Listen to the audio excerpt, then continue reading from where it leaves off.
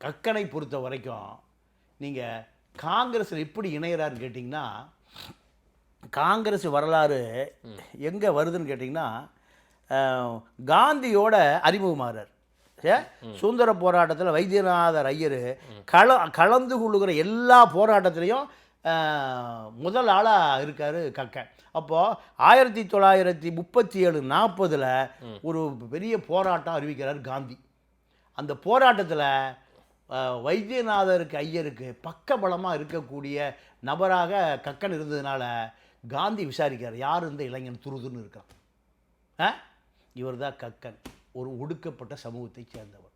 அப்போ காந்தி அருகில் கூப்பிட்டு சொல்கிறாரு, உன்னுடைய வேகத்தை எந்த காலத்திலையும் குறைச்சிக்காத, உன்னுடைய இயக்கத்தை எந்த காலத்திலும் குறைத்து கொள்ளாத. இது காந்தியால் அவருக்கு ஆசீர்வதிக்கப்பட்ட பிறகு எங்கெங்கே போராட்டம் நடக்குதோ முதலாக அங்கே இருப்பார்.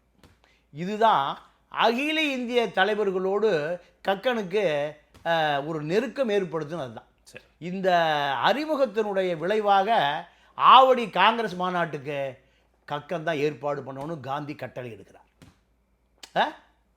இந்த போராட்டத்தினுடைய வலிமையால் தான் அலிப்பூர் சிறையில் காந்தி அடைக்கப்பட்ட அதே காலகட்டத்தில் கக்கனும் அடைக்கப்படுகிறார்.